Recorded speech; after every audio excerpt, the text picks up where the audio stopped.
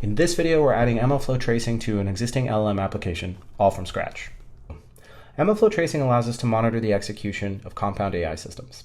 It provides high-level decorators, lower-level APIs, and even fully automatic instrumentation that capture the timing, inputs, outputs, and the various metadata associated with the components of our AI system.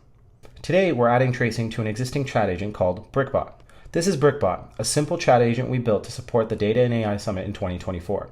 Right now, BrickBot has no tracing, so we have no visibility into what's happening to generate this response. Let's look at the code that powers this. The main entry point in this application is the chat method. The input is the entire message history. The first thing that happens here is we classify the intent of the query as having to do with either sessions, the expo hall, general, Q&A, or other. This classification is done with an LLM, so it's actually our first internal LLM call and determines the context we'll use to augment the message history. You can see and get context that we pull from different sources and have different formatting depending on this classification. Now that we have our classification and additional context, we build the complete system prompt and make sure that it's the first item in our message history. Finally, we send our complete prompt as another LLM generation call and have it stream the results back. Although small and simple, it is still technically a compound AI system because it depends on multiple LLM calls to generate the final response.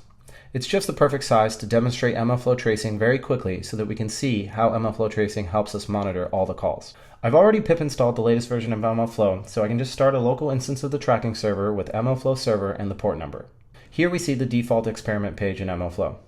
In the code, let's start by importing MLFlow and initializing the client. We do this by setting the tracking URI to the server we started and setting the experiment name, like BrickBot. Let's wrap up the entire chat call in a span context. This takes care of the setup and breakdown associated with starting and ending a tracing span. Let's also log the inputs and outputs of this chat span. The input will be the messages we got from the client, and the output will be the final cumulative response that was streamed back. Now let's ask our agent something and see the results. Great, we've got our first trace. Unfortunately, this trace isn't granular enough. It only gives us the total time that includes all of our subcomponents. So let's add some child spans around our classification call and our context retrieval.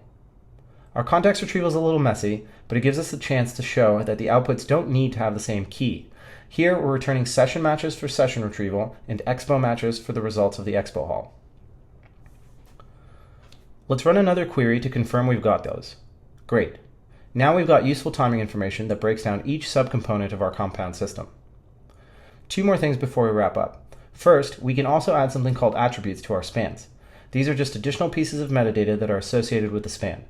In our case, let's log the actual keywords and speakers as part of the context retrieval span. This will let us see what actually led to the retrieved results. Second, let's add one final span around our response generation section so that we can have the timing for the final response that's streamed to the client.